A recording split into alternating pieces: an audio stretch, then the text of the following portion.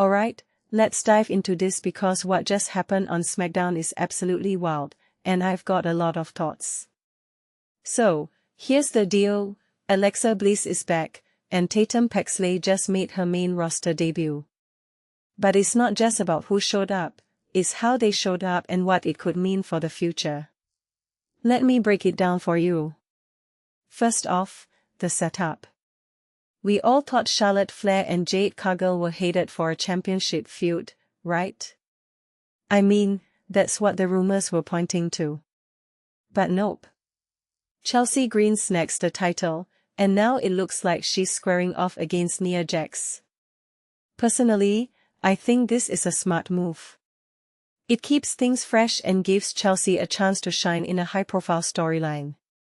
But here's the kicker, Flair and Cargill are still at each other's throats, just without the goal on the line.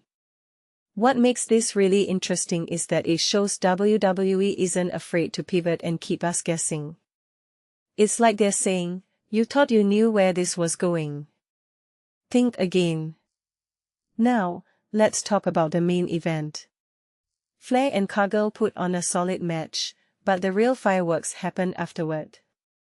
Michin B-Fab interfere, which, honestly, felt a bit out of left field.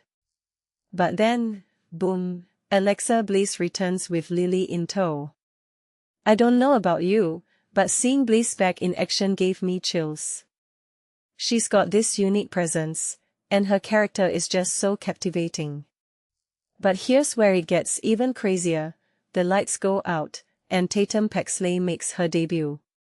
From my perspective, this was the moment that stole the show.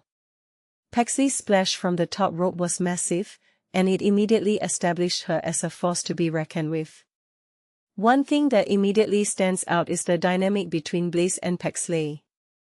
Bliss is still wearing that arm brace, so Paxley did all the heavy lifting, literally. This raises a deeper question, are they forming affection, or is this just a one-off alliance? In my opinion, there's too much chemistry there for it to be a coincidence. What this really suggests is that WWE is setting up something bigger, maybe even a new group to shake up the women's division. And let's not forget the symbolism of Lilly being there. That doll has always been a key part of Bliss's character, and his presence here feels like a signal that she's back in full force. What many people don't realize is how significant Paxley's debut is.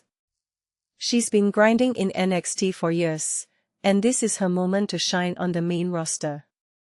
The fact that she was thrown into such a high-profile segment shows that WWE has big plans for her. If you take a step back and think about it, this could be the start of a major push for her. And seeing Bliss, Flair, and Paxley celebrate together at the end? That's a power trio if I've ever seen one.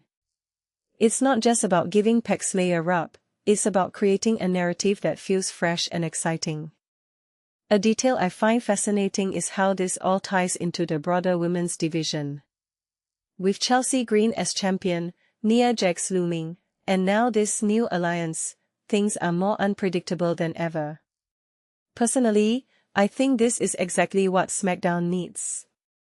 The division has been strong, but moments like these inject a new level of energy and intrigue. It's not just about who's holding the title, it's about the stories being told and the characters being developed. So, where does this leave us? Well, I'm left with more questions than answers, which is exactly what WWE wants. Are Bliss and Paxley teaming up long-term? What's next for Flair and Cargill? And how does this all fit into the bigger picture? One thing's for sure, I'll be tuning in next week because this is the kind of storytelling that keeps me hooked. What do you guys think?